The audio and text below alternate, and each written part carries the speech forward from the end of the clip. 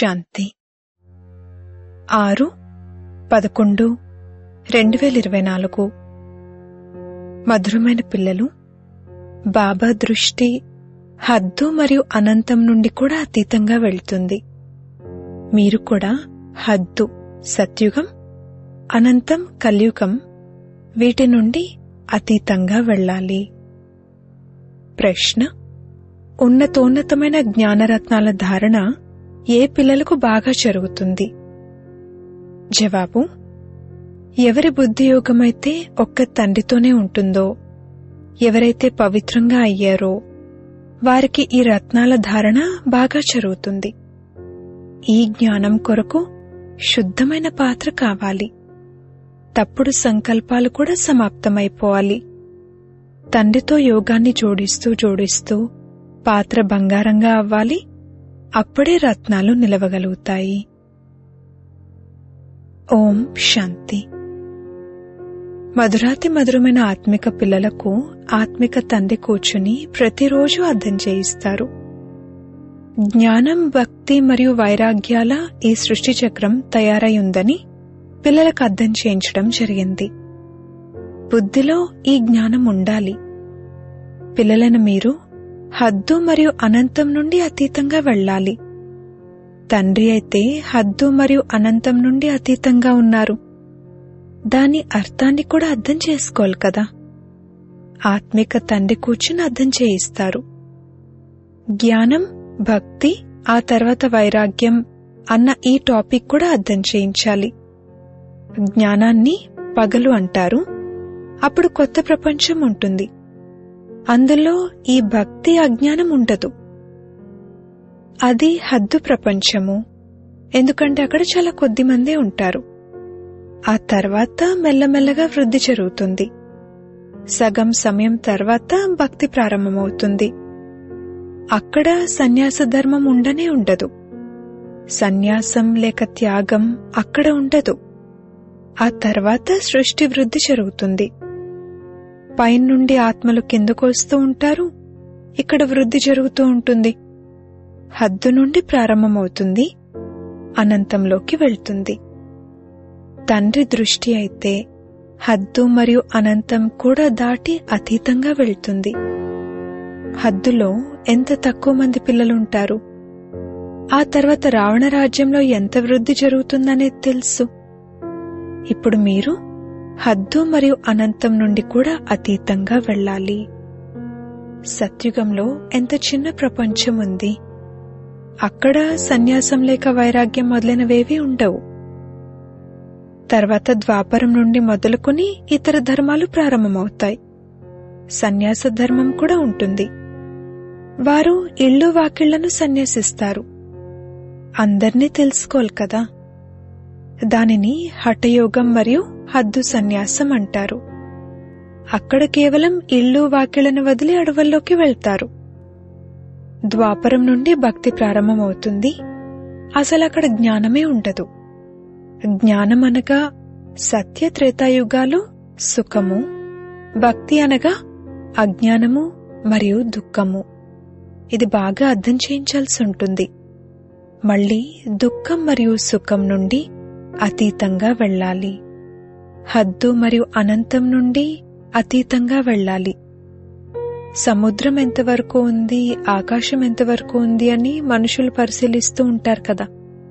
ఎంతగానో ప్రయత్నిస్తారు కానీ దాని అంతాన్ని పొందలేరు. విమానాల్లో వెళ్తారు కానీ అందులో కూడా మళ్లీ తిరిగి రాగలిగేందుకు సరిపడా పెట్రోల్ కావాలి కదా. చాలా దూరాల వరకు వెళ్తారు కానీ అనంతంలోకి వెళ్లలేరు. ఒక హద్దు వరకే వెళ్లగలుగుతారు.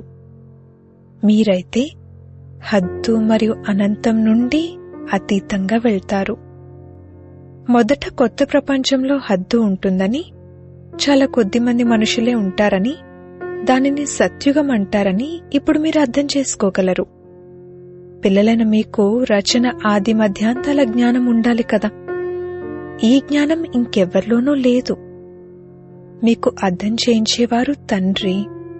ఈ తండ్రి హద్దు మరియు అనంతం నుండి అతీతంగా ఉన్నారు.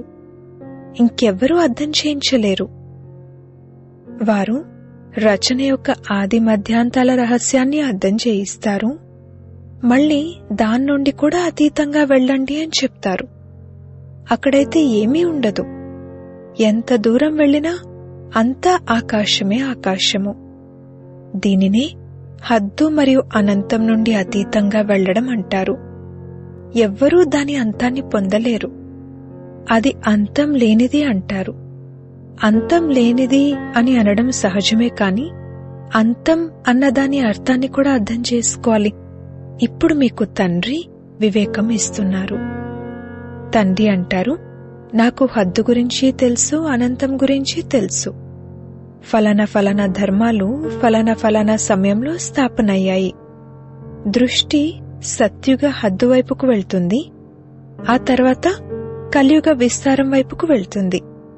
ఆ తర్వాత మనం వాటిని దాటి వెళ్ళిపోతాము. అక్కడ ఇవేవీ ఉండవు. మనం సూర్యచంద్రాదుల కన్నా పైకి వెళ్తాము. అక్కడ మన సుఖధామం మధురమైన ఇల్లు ఉంది. ఆ మాటకొస్తే సత్యుగం కూడా మధురమైన ఇల్లే. అక్కడ శాంతి కూడా ఉంటుంది, అలాగే రాజ్యభాగ్యమైన సుఖం కూడా ఉంటుంది. రెండూ ఉంటాయి. ఇంటికి వెళ్ళినట్లయితే అక్కడ కేవలం శాంతే ఉంటుంది. అక్కడ సుఖం యొక్క ప్రస్తావన ఉండదు. ఇప్పుడు మీరు శాంతిని కూడా స్థాపన చేస్తున్నారు, మరియు సుఖశాంతులను కూడా స్థాపన చేస్తున్నారు. అక్కడైతే శాంతి కూడా ఉంది, సుఖం యొక్క రాజ్యం కూడా ఉంది. మూలవతనంలోనైతే సుఖం యొక్క విషయం లేదు. అర్ధకల్పం మీ రాజ్యం నడుస్తుంది. మళ్లీ అర్ధకల్పం తర్వాత రావణ రాజ్యం వస్తుంది. పంచవికారాల ద్వారానే అశాంతి ఏర్పడుతుంది. 2500 సంవత్సరాలు మీరు రాజ్యం చేస్తారు. మళ్లీ 2500 సంవత్సరాల తర్వాత రావణ రాజ్యం వస్తుంది. వాళ్లైతే లక్షల సంవత్సరాలను రాసేశారు. పూర్తిగా వివేకహీనులుగా చేసేశారు. 5000 సంవత్సరాల కల్పాన్ని లక్షల సంవత్సరాలనేస్తే అవివేకత అనే అంటారు కదా. కొద్దిగా కూడా సభ్యత లేదు. దేవతలలో ఎంతటి దైవీ సభ్యత ఉండేది, అదిప్పుడు అసభ్యతగా అయిపోయింది. వారికేమీ తెలియదు. ఆసురీ గుణాలు వచ్చేశాయి. ఇంతకుముందు మీకు కూడా ఏమీ తెలిసేది కాదు. కామఖడ్గాన్ని ఉపయోగిస్తూ ఆది మధ్యాంతాలు దుఃఖితులుగా చేసేస్తారు. అందుకే దానిని రావణ సంప్రదాయం అంటారు. రాముడు వానర సైన్యాన్ని తీసుకున్నారని చూపించారు. ఇప్పుడు రామచంద్రుడు త్రేతాయుగానికి చెందినవారు. అక్కడకు వానరులు ఎక్కడి నుండొచ్చారు? అంతేకాక రాముడి యొక్క సీత అపహరించబడ్డారంటారు. అటువంటి విషయాలైతే అక్కడ ఉండనే ఉండవు. జీవజంతువులు మొదలైన 84 లక్షల యోనులేవైతే ఇక్కడున్నాయో ఇన్ని సత్యత్రేతాయుగాలలో ఉండవు. ఈ అనంతమైన డ్రామానంతటినీ తండ్రి కూర్చుని అర్థం చేయిస్తారు. పిల్లలు చాలా దూరదృష్టి కలవారిగా అవ్వాలి. ఇంతకుముందు మీకు ఏమీ తెలిసేది కాదు. మనుషులై ఉండి కూడా నాటకం గురించి తెలీదు. అందరికన్నా పెద్దవారెవరనేది ఇప్పుడు మీరు అర్థం చేసుకున్నారు. అది ఉన్నతోన్నతుడైన భగవంతుడు.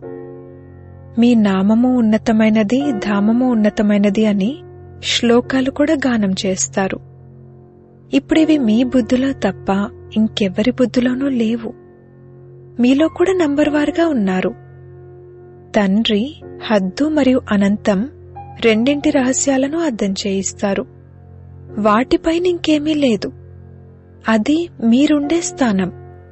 దానినే బ్రహ్మాండమని కూడా అంటారు. ఇక్కడ మీరు ఆకాశతత్వంలో కూర్చున్నారు. ఇందులో మీకు చూడటానికేమైనా కనిపిస్తుందా? రేడియోలో ఆకాశవాణి అంటారు. ఇప్పుడు ఈ ఆకాశమైతే అనంతమైనది. దీని అంతాన్ని పొందలేరు. ఆకాశవాణి అంటే మనుషులేం అర్థం చేసుకుంటారు? ఈ నోరు ఏదైతే ఉందో ఇందులో ఆకాశం ఉంది. నోటి నుండి వాణి వెలువడుతుంది. ఇది సామాన్యమైన విషయమే. నోటి నుండి వాణి వెలువడడాన్నే ఆకాశవాణి అంటారు. తండ్రికి కూడా ఈ ఆకాశం ద్వారా వాణి వినిపించవలసి ఉంటుంది. పిల్లలైన మీకు వారు తమ రహస్యాన్ని కూడా మొత్తం అర్థం చేయించారు. మీకు నిశ్చయం ఏర్పడుతుంది. వాస్తవానికి ఇది చాలా సహజం. ఏ విధంగా మనం ఆత్మలమో అలా తండ్రి కూడా పరమ ఆత్మ. వారు ఉన్నతోన్నతమైన ఆత్మ కదా. అందరికీ తమ తమ పాత్ర లభించి ఉంది. అందరికన్నా ఉన్నతోన్నతమైన వారు భగవంతుడు. ఆ తర్వాత ప్రవృత్తి మార్గం యొక్క యుగళ రూపమైన జంట పూసలున్నాయి. ఆ తర్వాత నంబర్ వారుగా మాల ఎంత కొద్దిగా ఉందో చూడండి. మళ్లీ సృష్టి పెరుగుతూ పెరుగుతూ ఎంత పెద్దగా అయిపోతుంది. ఇది ఎన్ని కోట్ల మణుల అనగా ఆత్మల యొక్క మాల. ఇదంతా చదువు. తండ్రి ఏదైతే అర్థం చేయిస్తారో దానిని మంచి రీతిలో బుద్ధిలో ధారణ చేయండి. వృక్షం యొక్క విస్తారాన్నైతే మీరు వింటూ ఉంటారు. బీజం పైన ఉంది. ఇది వెరైటీ వృక్షం. దీని ఆయుష్ ఎంతగా ఉంది. వృక్షం వృద్ధి చెందుతూ ఉంటుంది. కావున రోజంతా బుద్ధిలో ఇదే ఉండాలి. ఈ సృష్టి రూపీ కల్పవృక్షపు ఆయువు చాలా యాక్యురేట్ గా ఉంటుంది. 5000 సంవత్సరాలకు ఒక్క క్షణం కూడా తేడా ఉండదు. పిల్లలైన మీ బుద్ధిలో ఇప్పుడు ఎంతటి జ్ఞానం ఉంది. దాని వలన బాగా దృఢంగా ఉన్నారు. ఎప్పుడైతే పవిత్రంగా ఉంటారో అప్పుడు దృఢంగా ఉంటారు. ఈ జ్ఞానాన్ని ధారణ చేసేందుకు బంగారు పాత్ర కావాలి. ఆ తర్వాత బాబాకు ఇది ఎంత సహజమో అంత సహజమైపోతుంది. అప్పుడు మిమ్మల్ని కూడా మాస్టర్ నాలెడ్జ్ఫుల్ అంటారు. ఇక నంబర్ వార్ పురుషార్థానుసారంగా మాలలోని మణులుగా అవుతారు. ఇటువంటి విషయాలను బాబా తప్పింకెవరూ అర్థం చేయించలేరు. ఈ ఆత్మ కూడా అర్థం చేయిస్తున్నారు. తండ్రి కూడా ఈ తనువు ద్వారా అర్థం చేయిస్తారు. అంతేకాని దేవతల శరీరం ద్వారా కాదు. తండ్రి ఒకేసారి వచ్చి గురువుగా అవుతారు. అయినా కూడా తండ్రే పాత్రను అభినయించవలసి ఉంటుంది. 5000 సంవత్సరాల తర్వాత వచ్చి పాత్రను అభినయిస్తారు. తండ్రి అర్థం చేయిస్తారు. ఉన్నతోన్నతమైన వాణ్ణి నేనే. ఆ తర్వాత జంట పూసలు. ఎవరైతే ఆదిలో మహారాజు మహారాణిగా ఉండేవారో వారే మళ్లీ అంతిమంలో ఆదిదేవ్ ఆదిదేవిగా అవుతారు. ఈ జ్ఞానమంతా మీ బుద్ధిలో ఉంది. మీరు ఎక్కడ అర్థం చేయించినా ఆశ్చర్యపోతారు. వీరు యథార్థమే చెప్తున్నారు అని భావిస్తారు. మనుష్య సృష్టికి బీజరూపుడు నాలెడ్జ్ఫుల్. వారు తప్పింకెవ్వరూ జ్ఞానాన్ని ఇవ్వలేరు. ఈ విషయాలన్నింటినీ ధారణ చేయాలి కాని పిల్లలకు ధారణ జరగడం లేదు. వాస్తవానికిది చాలా సహజం. ఇందులో ఎటువంటి కష్టమూ లేదు. ఒకటేమో ఇందులో స్మృతియాత్ర కావాలి. తద్వారా పవిత్ర పాత్రలో రత్నాలు నిలవగలుగుతాయి. ఇవి ఉన్నతోన్నతమైన రత్నాలు. బాబా రత్నాల వ్యాపారిగా ఉండేవారు. వజ్రాలు, కెంపులు మొదలైన చాలా మంచి రత్నాలు వచ్చినప్పుడు వాటిని వెండి డిబ్బీలో దూది మొదలైనవి వేసి బాగా భద్రపరిచేవారు. వాటిని ఎవరైనా చూస్తే ఇవి చాలా ఫస్ట్ క్లాస్ అయిన వస్తువులు అనేవారు. ఇది కూడా అటువంటిదే. మంచి వస్తువు మంచి పాత్రలోనే శోభిస్తుంది. మీ చెవులు వింటాయి, అందులో ధారణ జరుగుతుంది. పవిత్రంగా ఉన్నట్లయితే, బుద్ధియోగం తండ్రితో ఉన్నట్లయితే ధారణ బాగా జరుగుతుంది. లేదంటే అంతా బయటకు పోతుంది. ఆత్మ కూడా ఎంత చిన్నది. అందులో ఎంతటి జ్ఞానం నిండి ఉంది. ఎంతటి మంచి శుద్ధమైన పాత్ర కావాలి. ఎటువంటి సంకల్పమో కూడా ఉత్పన్నమవ్వకూడదు. తప్పుడు సంకల్పాలన్నీ సమాప్తమైపోవాలి. అన్ని వైపుల నుండి బుద్ధియోగాన్ని తొలగించాలి.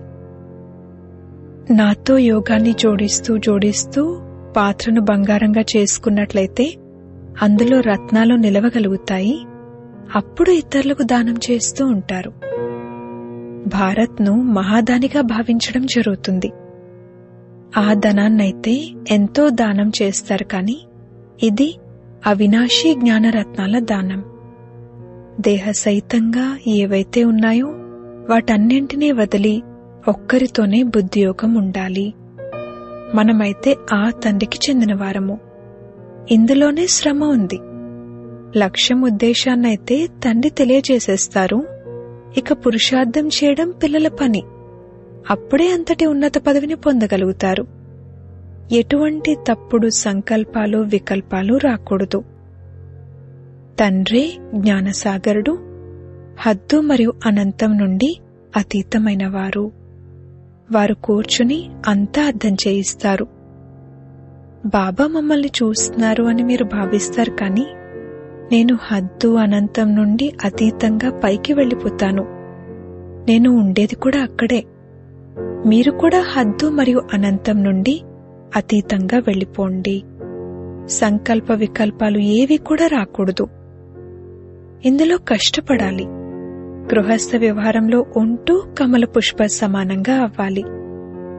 చేతులు పనివైపు, హృదయం ప్రియుని వైపు ఉండాలి. గృహస్థులైతే ఎందరో ఉన్నారు. గృహస్థులు ఎంతైతే తీసుకుంటారో అంతగా ఇంటిలో ఉండే పిల్లలు తీసుకోరు. సెంటర్ నడిపించేవారు, మురళి నడిపించేవారు కూడా ఫెయిల్ అయిపోతారు. మరియు చదువుకునేవారు ఉన్నతిలోకి వెళ్ళిపోతారు. మున్ముందు మీకు అంతా తెలుస్తూ ఉంటుంది. బాబా పూర్తిగా ఖచ్చితంగా చెప్తున్నారు. మమ్మల్ని ఎవరైతే చదివించేవారో వారిని మాయ తినేసింది. మహారథులను మాయ పూర్తిగా మింగేసింది. వారు ఈరోజు లేరు. మాయావి ద్రోహులుగా అయిపోతారు. విదేశాలలో కూడా ద్రోహులుగా అయిపోతారు కదా. ఎక్కడెక్కడికో వెళ్లి శరణు తీసుకుంటారు. ఎవరైతే శక్తివంతులుగా ఉంటారో వారి వైపుకు వెళ్ళిపోతారు.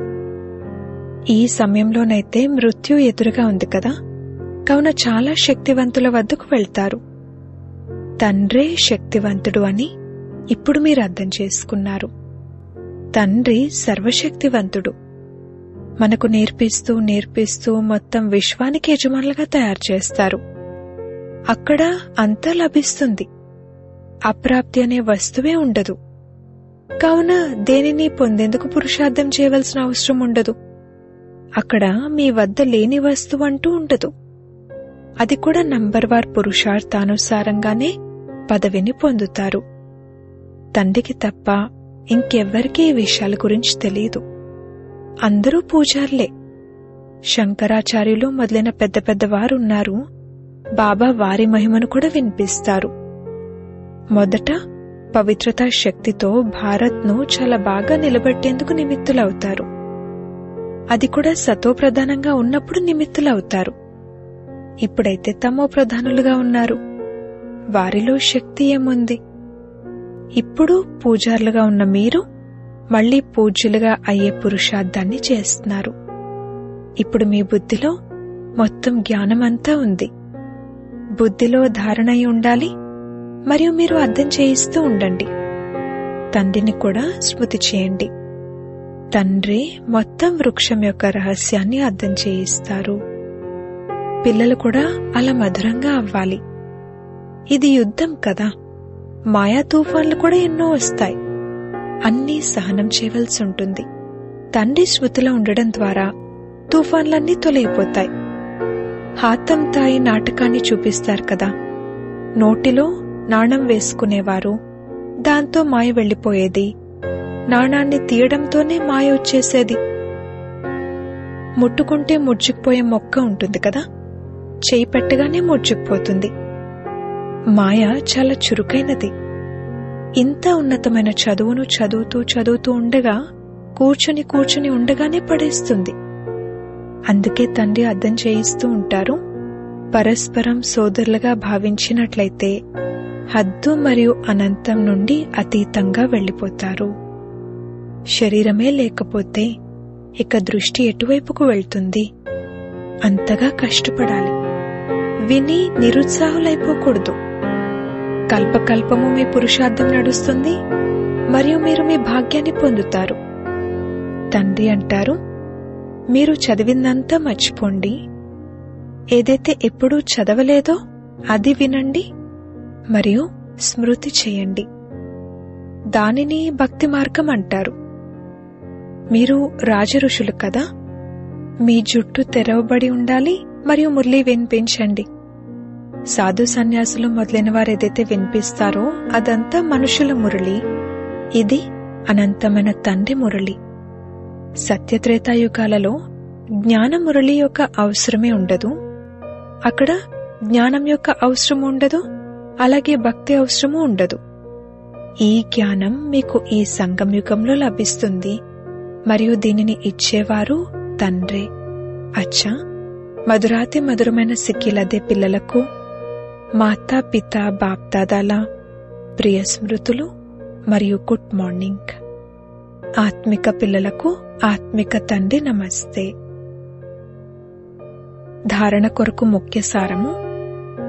మొదటి పాయింట్, బుద్ధిలో జ్ఞానరత్నాలను ధారణ చేసి దానం చేయాలి. హద్దు మరియు అనంతం నుండి అతీతంగా ఎటువంటి స్థితిలో ఉండాలంటే ఎప్పుడూ కూడా తప్పుడు సంకల్పాలు లేక వికల్పాలు రాకూడదు. ఆత్మలమైన మనము పరస్పరం సోదరులము అన్న ఈ స్మృతే ఉండాలి.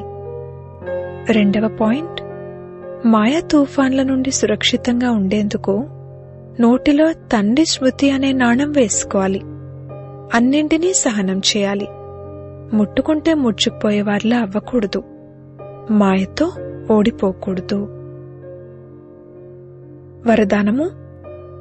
సదా ఒక్కరి స్నేహంలో ఇమిడిపోయి ఉంటూ ఒక్క తండ్రినే ఆధారంగా చేసుకునే సర్వ ఆకర్షణ ముక్త భవ. ఏ పిల్లలైతే ఒక్క తండ్రి స్నేహంలో ఇమిడిపోయి ఉంటారో వారు సర్వప్రాప్తులలో సంపన్నంగా మరియు సంతుష్టంగా ఉంటారు. వారిని ఏ విధమైన ఆధారమూ ఆకర్షించలేదు. వారికి సహజంగానే ఒక్క తండ్రి తప్ప ఇంకెవ్వరూ లేరు అన్న అనుభూతి కలుగుతుంది. వారికి ఒక్క తండ్రే ప్రపంచము. ఒక్క తండ్రి ద్వారానే సర్వ సంబంధాల రసము అనుభవం అవుతుంది. వారికి సర్వప్రాప్తులకు ఆధారము ఒక్క తండ్రే, అంతేకాని వైభవాలు లేక సాధనాలు కావు. అందుకే వారు సహజంగానే ఆకర్షణాముక్తులుగా అయిపోతారు. స్లోగన్. ప్రకృతిని పావనంగా చేయాలంటే సంపూర్ణ ఆకర్షణాముక్తులుగా అవ్వండి. ఓం శాంతి.